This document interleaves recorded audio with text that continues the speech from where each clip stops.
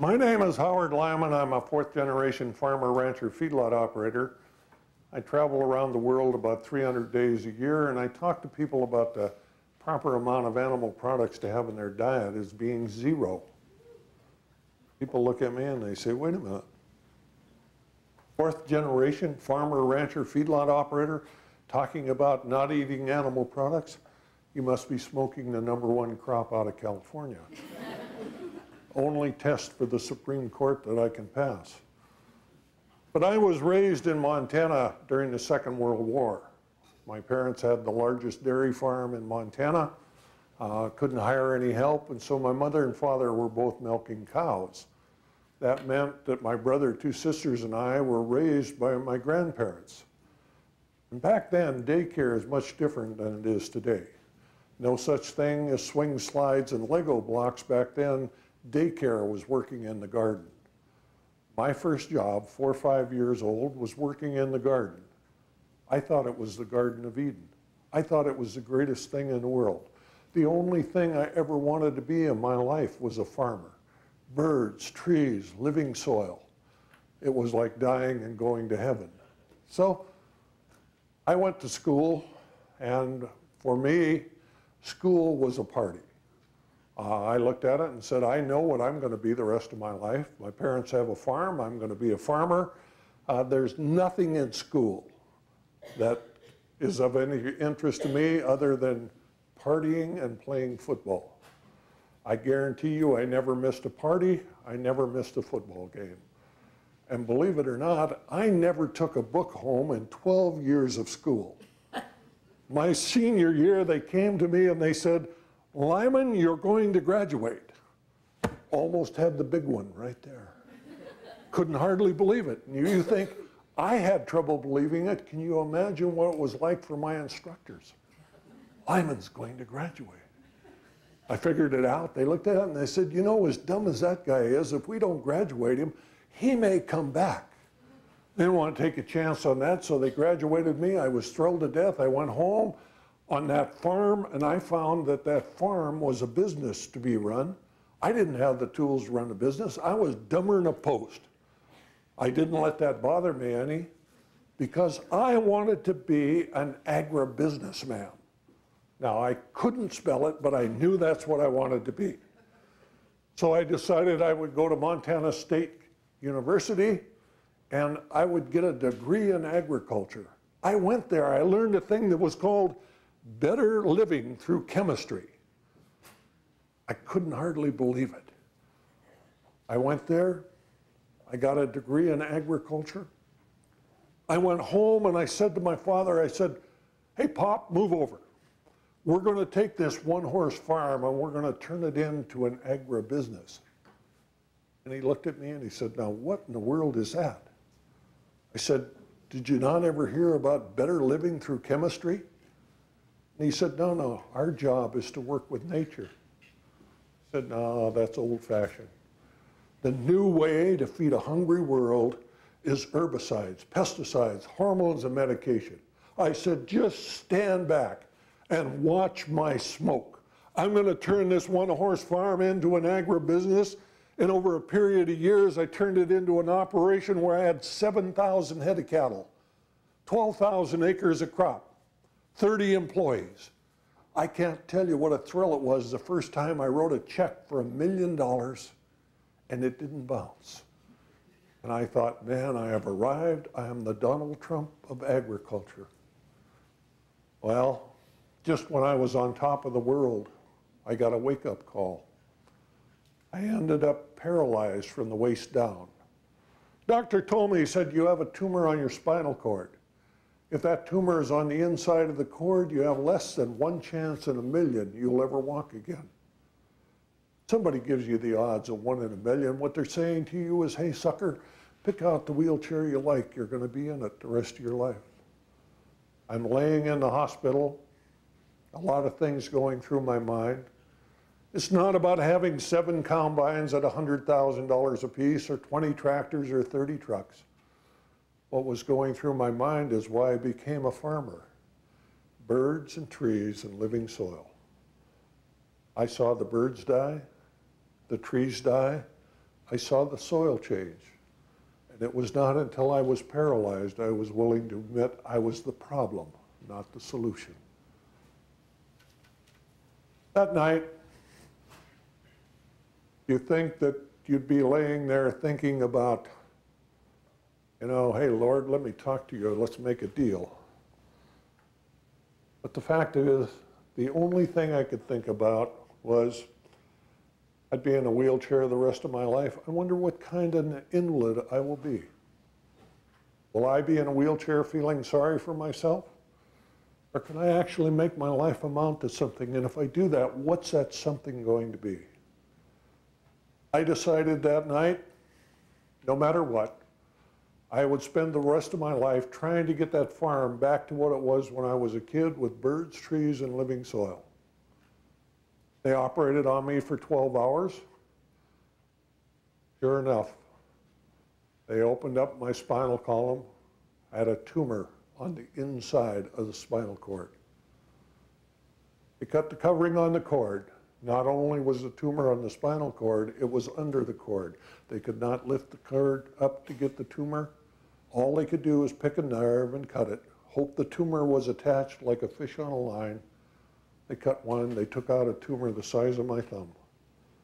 I walked out of the hospital with a 1 in a million operation. The day I walked out of the hospital, I never again worried any about having more combines or more tractors or more land or more cattle. But I didn't know what the answer was. I went to my doctor and I said to him, what caused the tumor? He said it was adolescent cells stimulated to grow probably by the chemicals used on the farm. Not the sharpest knife in the drawer, but all of a sudden I decided we needed to become organic farmers. I went and saw my banker. I said to my banker, I said, I need to borrow some money. I want to start farming with nature.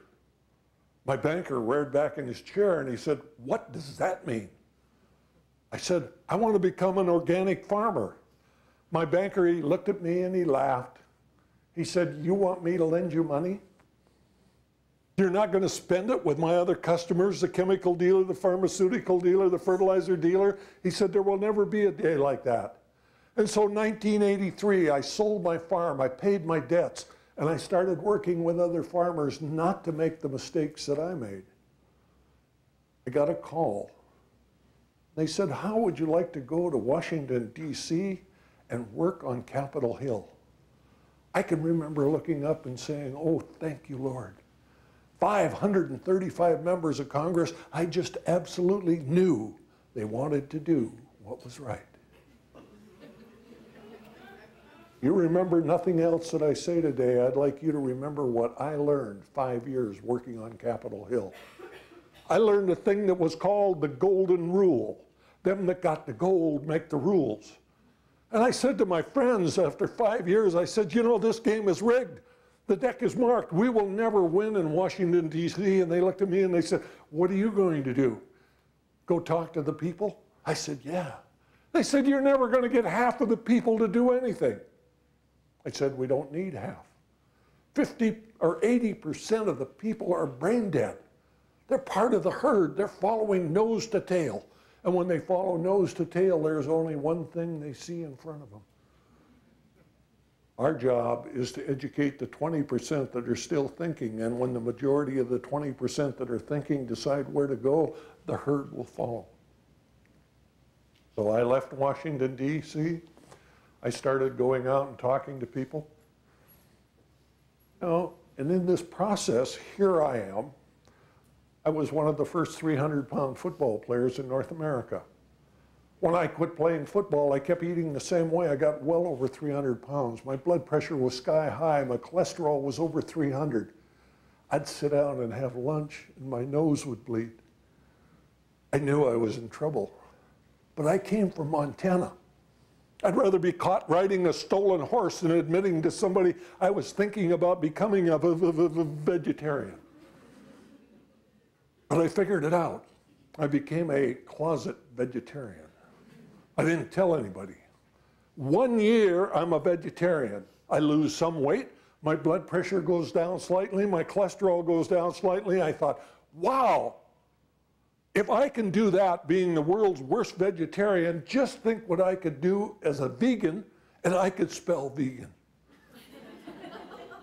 I became a vegan and lost 130 pounds. My blood pressure went from sky high to normal, my cholesterol from 300 to 135.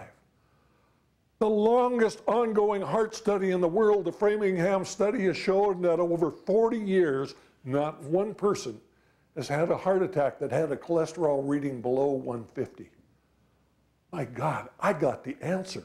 I can't hardly wait to share it with my friends, my family. My wife and I have been married for over 40 years. Not one time in 40 years have I ever regretted marrying my wife. Now, she has, but I married much better than she did. But she did come with a mother that in over 40 years has been a severe test.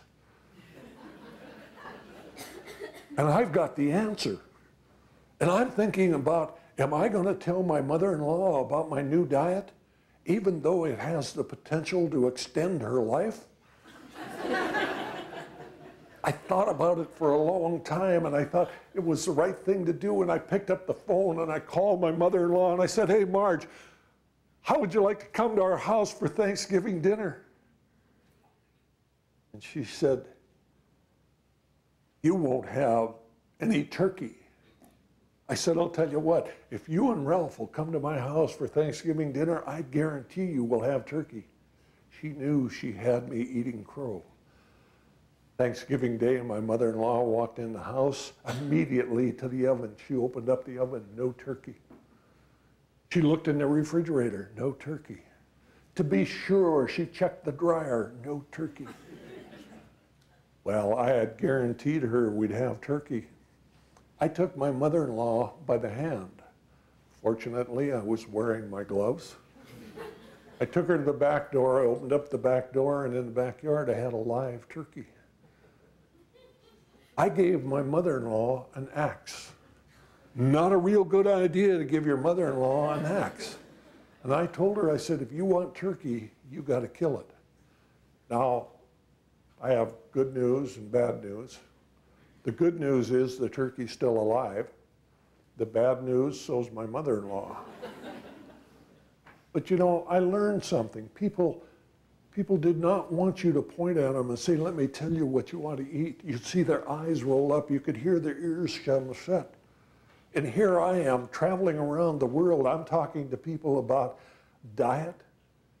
And all of a sudden I think about it and I think, you know, why don't we talk about one of the basic problems?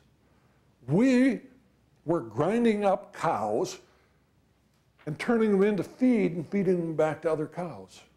There's over 100,000 cows in the United States of America today that are fine at night, dead in the morning. They round them up, grind them up, turn them into feed, and feed them back to other cows. In England, they're having the problem with mad cow disease, and I thought, you know, what we ought to do is we ought to educate people here in North America not to do what they've done in England. And so I went out and started talking to people about bovine spongiform encephalopathy. If you can say that, you are an authority.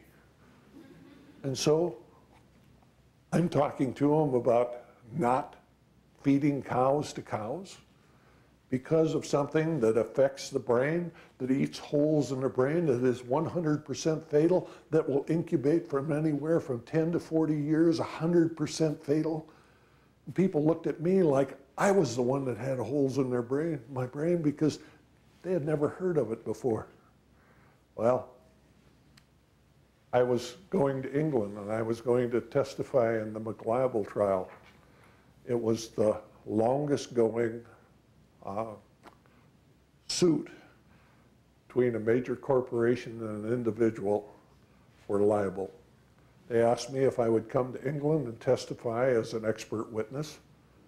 And so I said to them, I said, you want me to come to England, testify? And they said, yeah.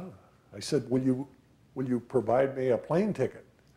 You know, my relatives came from England in 1635. And so I wanted to go and figure out why they left. I said, would you send me a plane ticket? They said, no. I said, well, would you get me a place to stay? They said, no. I said, would you feed me while I'm there? They said, no. Well, under a deal like that, I could not turn it down. So I went to England, I testified in the trial, and believe it or not, the Minister of Health stood in front of Parliament and said, we no longer can assure the English people that mad cow disease cannot be transferred from cows to humans. I was the only person in England from the United States that was willing to talk on the issue, and I did 70 press events in 9 days. My hotel, they turned the breakfast room into a press gallery, set up the cameras. I did an interview. I went out and I had a limo waiting for me to take me down to BBC to do World Service Tonight. And believe it or not, this limo pulls up to the door of the hotel. A guy jumps out in a blue suit and a limo driver's hat, and he opens the door for me. I told him, I said, if you ever do that again, I'll break your arm. I'm a farm boy. I can open the door all by myself.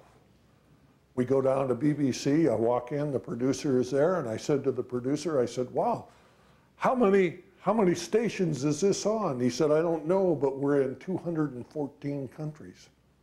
Wow. I did an hour on 214 countries.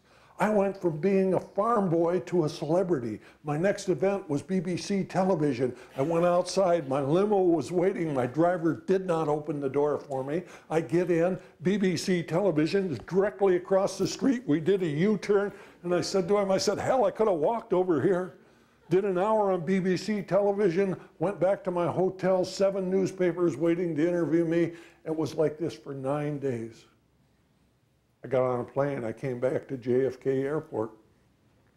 I'm walking down the runway, and over the loudspeaker I heard Howard Lyman pick up a white paging telephone. Well, being a celebrity, I looked to my entourage. I was alone. I answered the phone, it was Oprah Winfrey. Oprah said, how would you like to come to Chicago and appear on a show? We're going to do a show, it's called Dangerous Food. Could it happen here? Now, do you think I was going to jump at the opportunity to appear on television in front of a few million people? Being a celebrity, I waited a good 4 or 5 seconds before I agreed. Oprah sent me a ticket. I flew to Chicago. I get off of the airplane, I'm walking down the runway, and here's a guy in a blue suit and a limo driver's hat and a big sign, and the sign said, Lyman. I went up to him and I said, could you wait a few minutes? I want to find somebody with a camera. I want to get a picture of this. The guy said no. Took me out and put me in a limo. That limo was so long, I had a phone to talk to the driver. I was embarrassed. Luckily, the windows were frosted. He took me down and put me in a hotel that was larger than the home I was raised in. My parents, 2 sisters and a brother. Next morning, I'm up bright and early. I got my suit on. I go down. My limo is waiting for me. I go and I meet Oprah Winfrey for the first time. I walk in the door. Oprah comes up to me and she says, you know, I saw the movie Babe 5 times. I will never again eat pork. I looked up and said, Lord, it's going to be a great day. I'm in the green room. Every one of you guys in here, if you're going to go on television in front of a few million people, sitting in the green room, it's your wife's responsibility to pick up the phone, call you up and tell you exactly what to say. The phone rings. It's my wife. She tells me what to say. I'm thinking about it. They come and get me and take me out and put me on the stage. To the right of me, a grandmother from England whose granddaughter's dying of the human form of mad cow disease. To the left of me, a guy from the National Cattlemen's Beef Association. Going through my mind is what my wife said to me. She said to me, remember, don't say anything stupid. I'm sitting there trying to figure out if there is a comma in that sentence or not.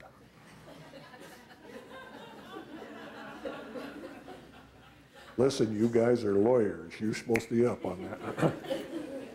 Along comes Oprah Winfrey. She looks at me and points at me and says, here's a man who believes within 10 years we could have a disease that would make AIDS look like the common cold. And I said, absolutely.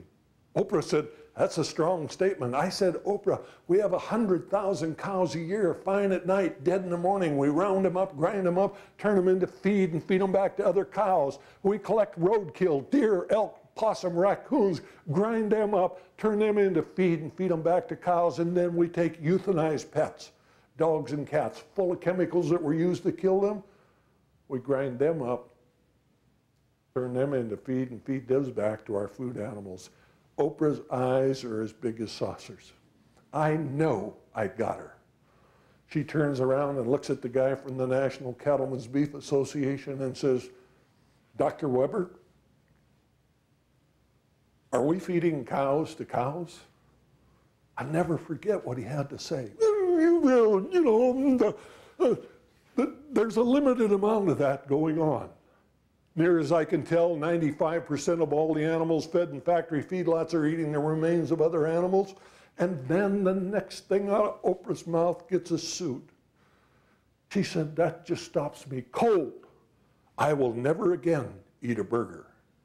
Now, she didn't say, you shouldn't eat a burger.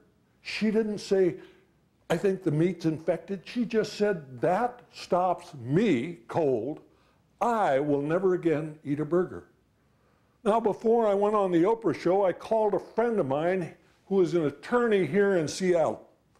I'll have you know that that's where the top of the line attorneys are. I asked her, I said, I'm going on the Oprah show. I'm going to talk about, dangerous food.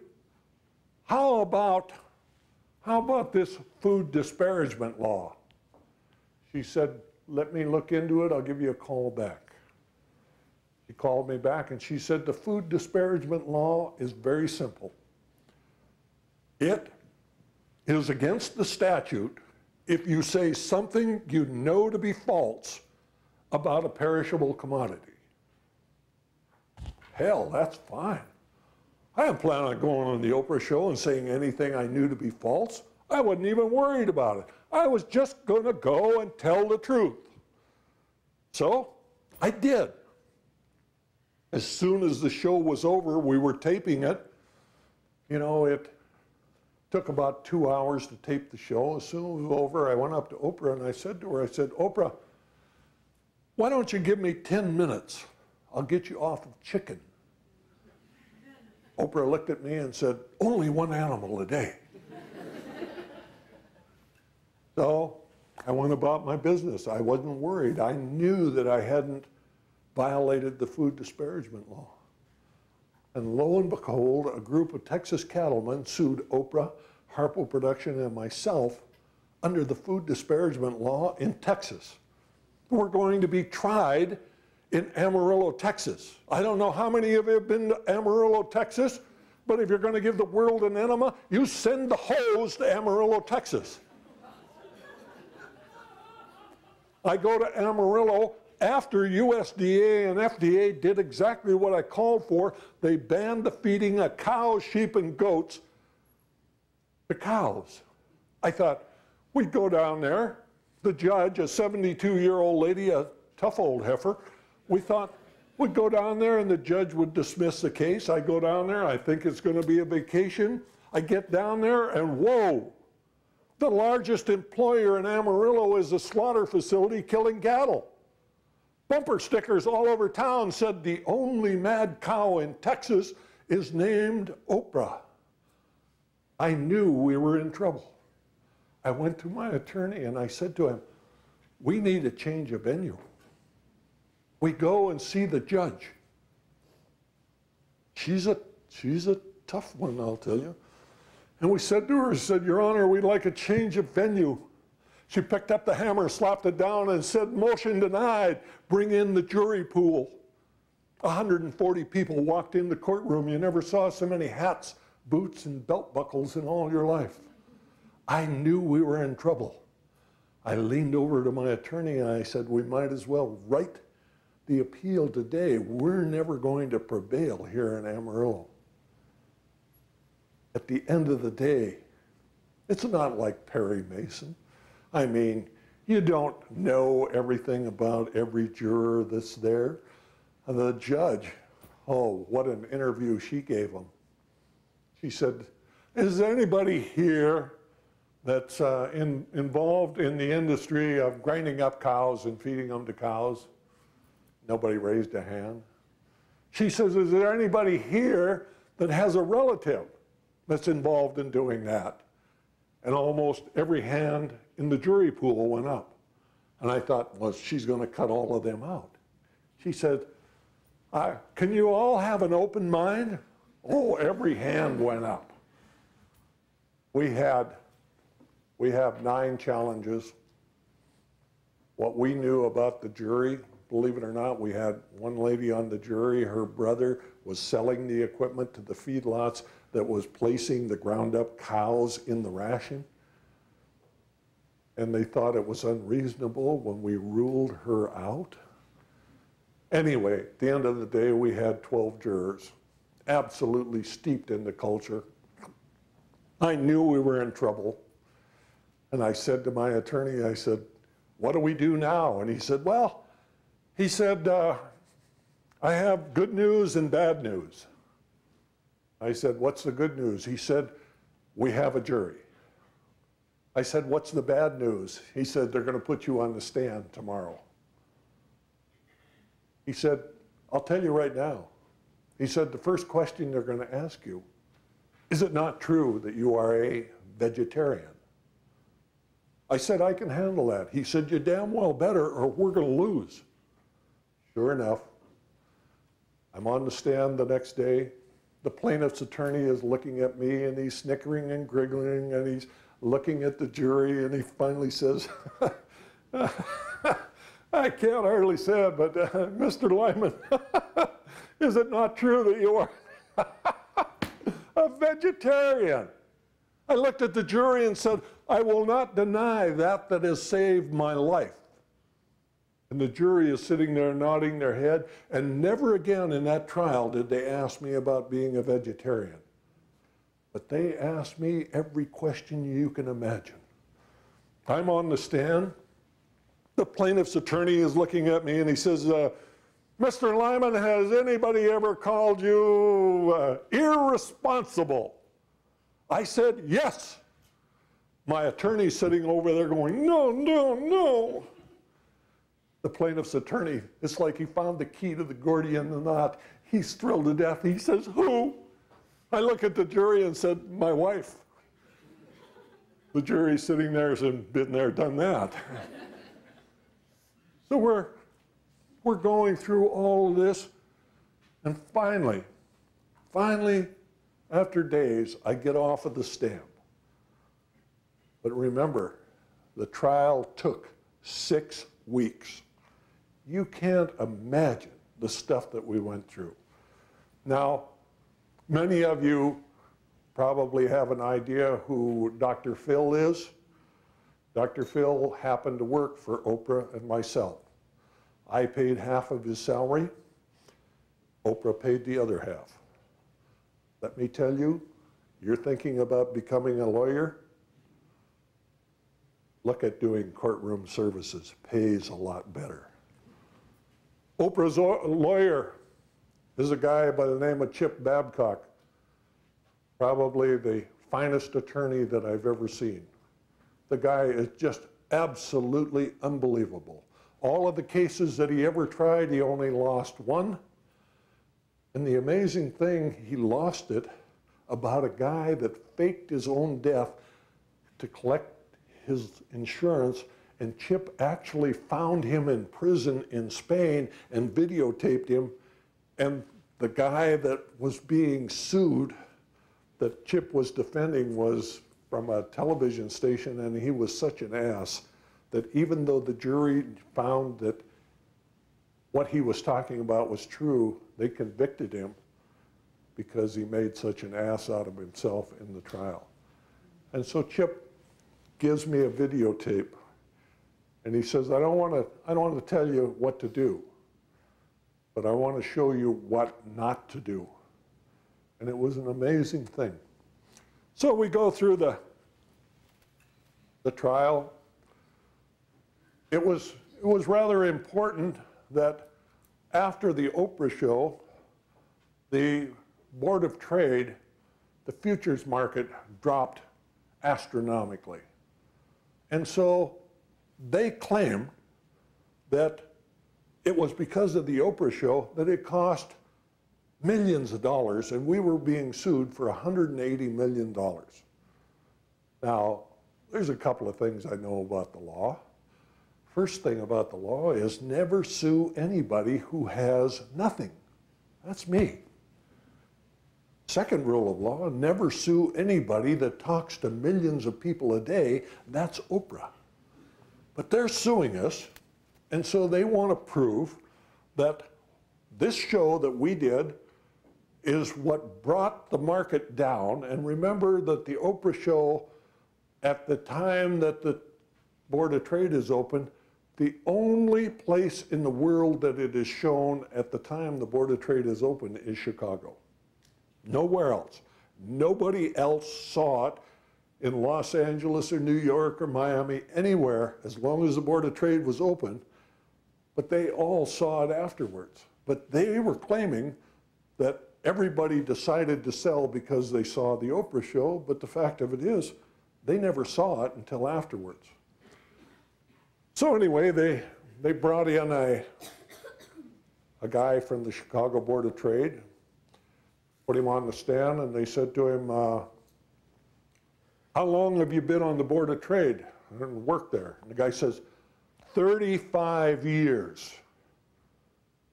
They said, what do you think caused the drop in the futures market? And he looked over and he said, it was Howard Lyman and Oprah Winfrey. That's what caused the market to drop. So the judge, she works from 9 to 5. We start promptly at 9 and we quit exactly at 5. This guy, about 4 o'clock, is turned over to Chip. Chip said to him, what caused the futures market to drop? And the guy said, it was Howard Lyman and Oprah Winfrey.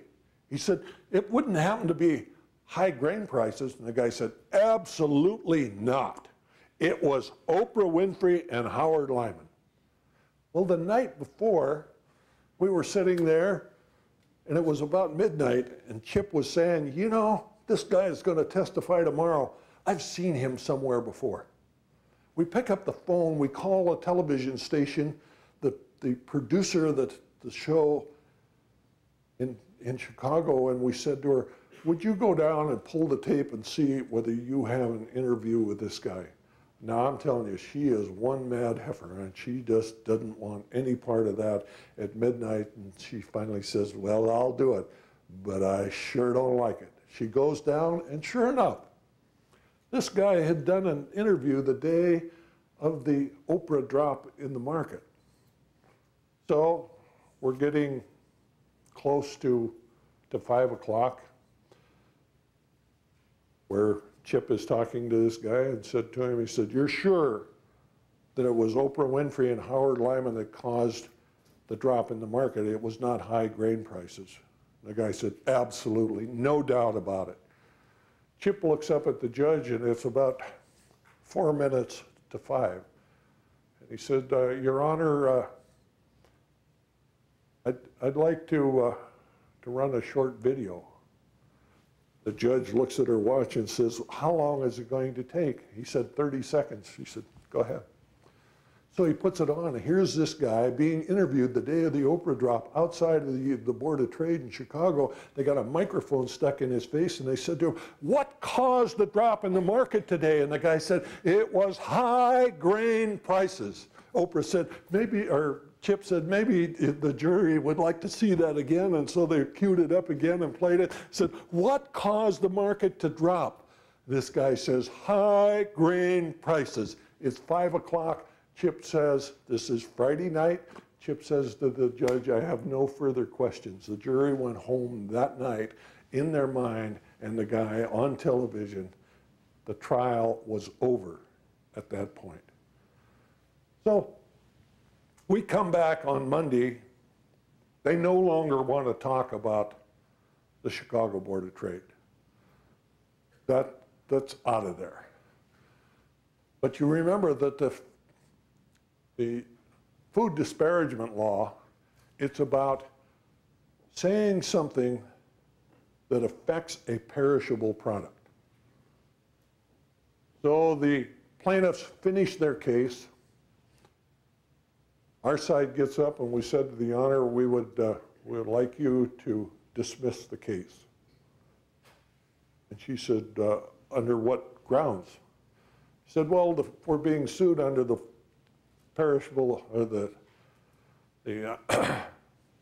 that the product is perishable, and every one of the people that are suing us are cattlemen, and they only have live cattle.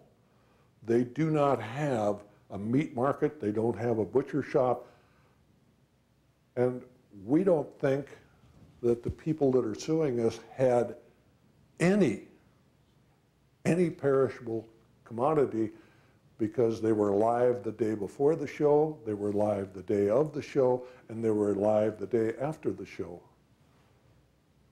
And the judge says, we will recess for a day. We're looking at it and saying, oh my God, can you imagine? She may throw this case out. She may actually go and look at it and say, the food disparagement law only deals with perishable commodities, and these guys that are suing don't have perishable commodities, so she has the right. She has the case law to actually throw this out. So I'm telling you, the day we're sitting around waiting for the judge to make her decision, I'm not real religious, but I did what I could to reestablish firm connections with the man upstairs or woman, whatever she is. And we come back the next morning and the judge says, I have decided that we are throwing out the food disparagement law. He says the defendants are exactly right. It does not cover. And I'm sitting there saying, ha, it's over now. And she said, but I am allowing the trial to go forward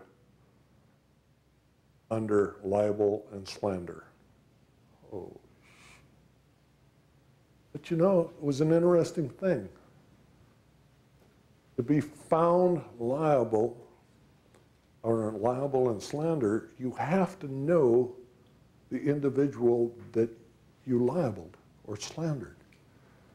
We never heard of these guys. I had no idea in the world where they came from.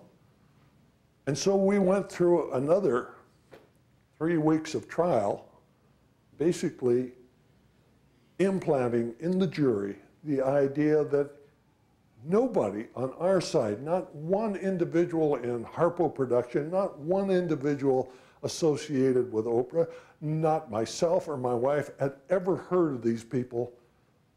And after 6 weeks, the trial case was sent to the jury. While we're waiting for the jury to come back, the first thing I will tell you is, if you want to know how long a jury is going to be out, calculate how many meals they can get between the time the judge gives them the case and by the time they render the verdict. I think it's much more important about what they're having for dinner than anything else. They finally come back and they find Oprah, Harpo Production, and myself not liable. You know, I'm thrilled to death. I am no longer, this is little over 3 years that we've been paying attorneys, fighting this case, and so I'm ready to get it over. the cattlemen turn around immediately after the verdict, finding Oprah, Harper, and myself not liable. They turn around and appealed it to the Fifth Circuit Court of Appeals in New Orleans. We're in the Fifth Circuit Court of Appeals for a year. They come back with a unanimous panel decision that Oprah, Harpo Production, and myself are not liable. And then in their opinion, they said, everything that Lyman said on the show was true, and the truth is not actionable. Wow, I'm thrilled to death. The cattlemen immediately asked for a rehearing. It's denied. And then they turn around and sue us in state court. And Texas has an archaic law on the books that says that if you have a plaintiff that is from the state of the defendant, it can be sued in state court in Texas. They had a plaintiff from Illinois, where Oprah lived, but they did not have a plaintiff from Virginia, where I was living. And so I moved for the case to go back from state court to federal court. We're right in front of the judge that we just spent 6 weeks in her courtroom. Oprah looked at it and said, hey, that's the bus I want to be on. So she was able to move her portion of the case with mine in front of the same judge. And 6 years after we did the show, the judge, the not 72 anymore, this gal is 77 now, still a tough old heifer, finally threw out the case with prejudice, which meant they could not refile it. The statute of limitations had run out. But I want to talk to you about the law. Remember, the Fifth Circuit Court of Appeals said, everything that Lyman said was true, and the truth is not actionable. Is there anybody in here today that believes that's true? It's an amazing thing. When they passed the Patriot Act, there was a thing in the Patriot Act that was called the Animal Enterprise Terrorist Act. In the Animal Enterprise Terrorist Act, if I did exactly the same thing today that I did in the Oprah show in 1996, I would be guilty, because the Animal Enterprise Terrorist Act says anybody that says anything, even though it's true, that causes the drop in the price of an animal product, you are in violation of the statute. What the hell do you think the founders of this country would think if they knew that you could not stand up and speak to the truth? We've known for a long time that you cannot be in a theater and yell fire. But you can turn the lights on and go up on the stage and talk to the people about what to do if there is a fire. Do you think you cannot go and talk to the American people about the problems associated with eating animals that are being fed the ground up remains of other animals, that are eating dogs and cats that are full of the chemicals that were used to kill them? The fact of it is you can't do that today under the Patriot Act the way it's written today. What I'm saying to you is you're going to spend your career in the field of law, and right now I will tell you that the law is the only thing that we have left for the American people. Is there anybody here that believes that the Congress is free and open and committed to the American people? Is there anybody here that thinks the administration is more concerned about anything other than being re-elected? The law is the only thing that we have left. And that means that we have to have people in the law that are willing to stand up and go against the tradition that's out there. Look at what happened yesterday. The Supreme Court came out and said the corporations now can spend whatever they want. I happen to live in Ellensburg, and you know what the Ellensburg paper said? The Supreme Court came out with great news for American labor unions. They can spend all of the money they want now, and they never talked about Coca-Cola or Monsanto or any of the others, but it was the labor unions were given free rein. What in the hell is going on? When are we going to wake up to the fact that the losers in all of this are the American people? We're not going to cure it. Look at what happened in Congress. We had 60 Democratic votes. They couldn't even get their act together to pass health care where 89% of Americans supported single payer. Do you realize they never even had a person at the panel that was talking about single payer and all of the solutions that were there, and 89% of Americans think that's the way we should do it?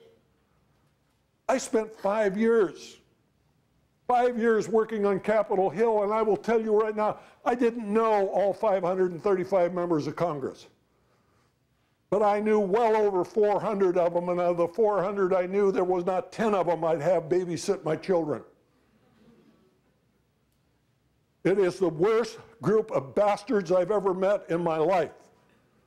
But they're good compared to the Supreme Court. They're good compared to the administration, and I don't care whether we're talking about the Bush administration or the Obama administration. If we, as the American people at the grassroots, are not able to get legal representation, that we can go and fight in court, which is the last bastion of democracy, we might as well be living in China. I feel that I have been the most fortunate individual in the world. I had the opportunity to work on Capitol Hill. I had the opportunity to run for Congress. I lost to a 6-term incumbent by 4 percentage points. And people said to me, wow, you've got great name recognition, you should run again. And my wife told me, she said, if you ever decide to run for public office again, you need to find a new wife.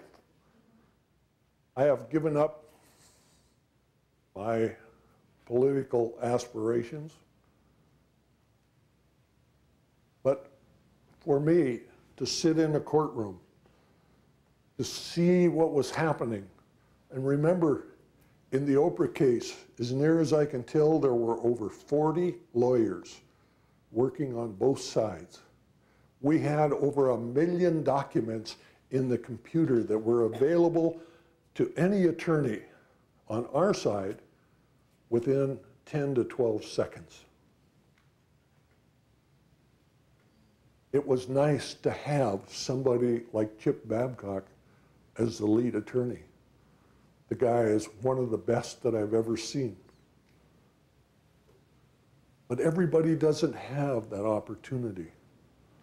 But everybody should have that opportunity. We need to realize right here, right now, today, this is not about a new car. It's not about lakefront property. This is about the future for our children and grandchildren. And where's it going to come from? I am convinced that the only hope we have is in law. Where do you start? Right here, right now. Remember that if you do something you love, you will never work a day in your life. I am probably the most fortunate individual in the world because I do exactly what I want to do. I talk about what I think needs to be talked about. You know, I was sued for $188 million. You know what I had at the time? I had a 1996 Ford Taurus that was worth about $4,000. That is the only thing that I have in my ownership. So I go and I talk about the issues. I try to stimulate people to realize that you can make a difference. Chip Babcock, one of the best attorneys I've ever seen in my life, you know where he came from? He was a sports writer.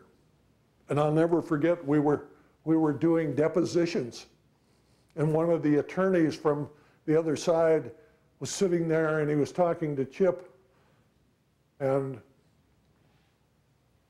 we were waiting for something to happen, and this guy said to him, he said, "Chip, what did you do before you became a lawyer?"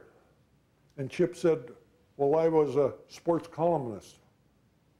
The guy looked at him and said, "Oh, I'll talk real slow." And I will never forget when we had the guy on the stand, Chip turned him inside out, and he said to him, he said, "Do not worry, I will talk real slow." So what I'm saying to you today, you're on the threshold of could be the most monumental thing for the United States of America. You're in the right place at the right time to do the right thing. I've used up an hour of your time. What I would like to do is open it up for question and answers. If you have no questions, we will have a quiz. You say the only thing is the law, and yet you acknowledge that at this point the Supreme Court has been adjusted. You refuse to run for the legislature because, admittedly, it's a tough life in these times. How do you expect the law to be able to prevail if we can't get people who are committed to run for the legislature? Well, I think that the first thing that we have to have is we have to have kick-ass populists. We've got to get somebody on the ground that's willing to go out and risk themselves to be a case. If being with the experience I've had of running for Congress, working on Capitol Hill, doing what I do today, if somebody walked up to me today and said, "I will give you a seat in the United States House of Representatives, just walk in, you don't have to run for office, just walk up," and I wouldn't even take it. I believe that I can affect more people today with what I'm doing than talking to them about committing their life than anything that I could individually do in those areas. Will I say to everybody else, you ought to do what I'm doing? No. But I'm going to say to you, do what your heart is singing. If you follow your heart, you will have the greatest opportunity in life, and you're all here to become lawyers. You know, we can talk about all the lousy lawyer jokes. I got 1,000 of them. But the fact of it is, this is the area that we have. One of those old conservative Supreme Court justices just may die. We just may end up with a new appointment, much like the last one we got.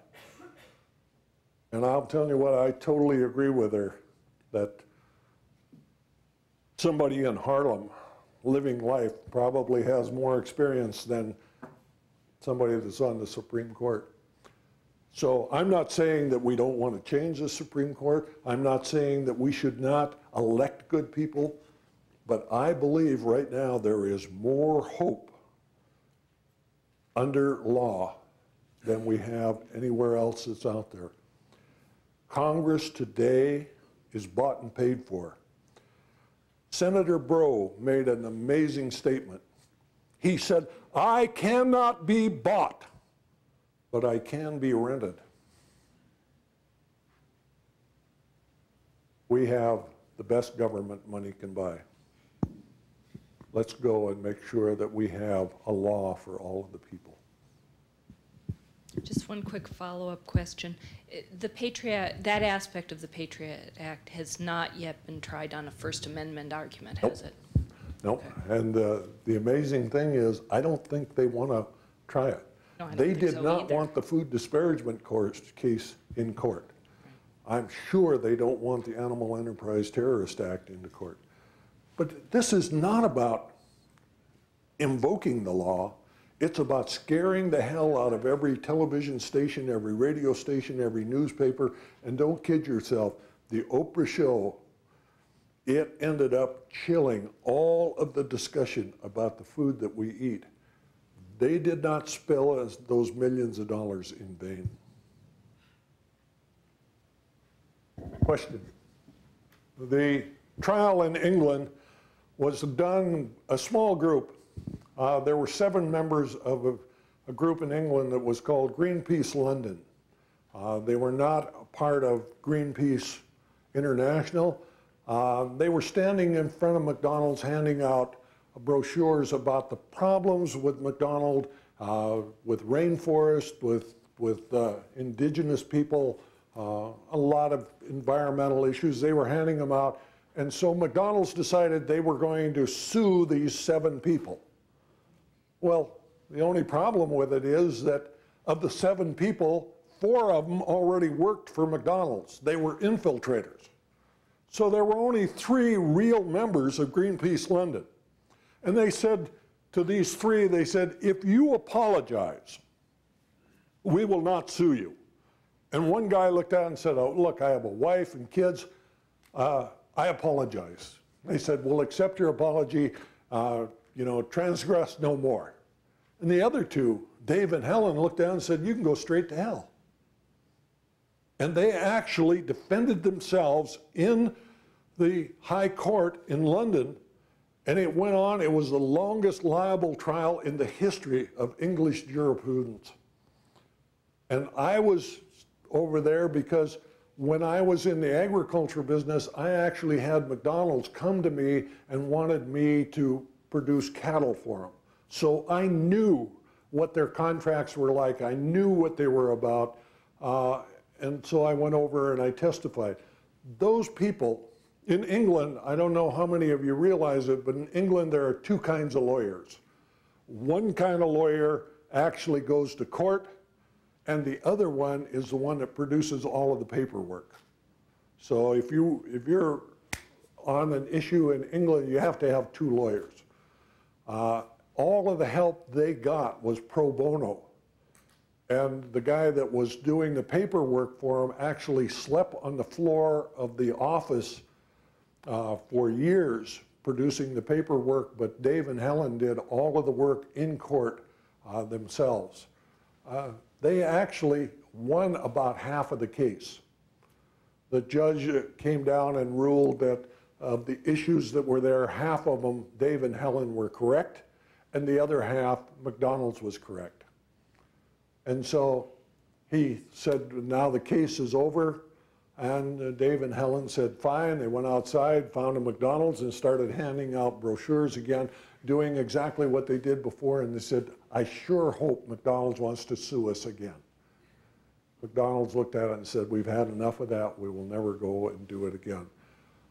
It was, in my opinion, it was the shining hour of the small people. Dave, I believe, was a tram driver, and Helen worked in the post office. And they actually went for years doing their own thing. I think they're some of the finest human beings in my life, but I've got to give a lot of credit to the solicitor that came and committed 5 or 6 years of his life sleeping on the floor, making sure that they had the correct paperwork to continue the case on. And even though they only won half of the issues, McDonald's said, We're never going to do that again. And so that was about how the case went. There's a good documentary called McDonalds. Yeah, it's to be on the inside of that and to see. I have to tell you one small thing about it. After I testified in high court, and I'm telling you, the building is just unbelievable. I mean, this thing must have been built in the 1400s, and it's a magnificent thing, and the judges are wearing ratty wigs that, you know, my cat wouldn't even sleep on something like that. So anyway, when I got done, Dave and Helen and I were going to go for lunch. And so we walk out of this magnificent legal building, and we walk outside, and here's a whole bunch of cameras and journalists, and, you know, like the paparazzi. And I'm looking around, and I'm saying, you know, the Beatles must be here. You know, I'm looking around, some guy looks at me and says, there he is. Oh my God, they were there to interview me. For a farm boy from Montana, that was pretty tough to take. But it was big news in England. I was glad that Dave and Helen prevailed the way they did. And you know, we've really had some terrible court cases. You know, if you take north of us in Canada, Percy Smizer ended up with Monsanto suing him because some of their seed blew into his organic grain, and they were suing him for seeding it without a license. And the Supreme Court in Canada actually upheld Monsanto after Monsanto actually tried to bribe the committee that oversaw the licensing. There's been some lousy legal cases out there. Anyone else? One question will get you out of doing the quiz. How long did Oprah stick with her? The what? How long did Oprah stick with her no beef statement? As far as I know, Oprah does not eat beef today. I do know that she eats fish and chicken. I know that to be a fact. But as far as I know, every time I've been around her, she has not eaten pork or beef. And I will tell you that I think Oprah is one of the finest people that I've ever met in my life. I can still remember when we were sitting there discussing the case, and Oprah was saying, I just don't understand why these people want to sue me. I'm a good person. And Dr. Phil looked at her and said, knock that shit off. We're here, we're now, it's up to us now to win the case. And I will tell you, Dr. Phil was extremely expensive, but he was worth every penny of it, because he is the one that came up with the idea that everybody wanted to defend the case on the facts. He says, if we defend this case on the facts, we'll bring in our experts, they'll bring in the people from Texas A&M, and the jury won't know who to believe. He said, we need to defend the case on the right of free speech. Every juror sitting over there does not want to lose their right of free speech. That's why we won the case. We're about to the end of the hour. In the hallway, I do have some books and DVDs that are available. If you buy them, your grade automatically goes up. And other than that, the only fact is I lie. Thank you very much.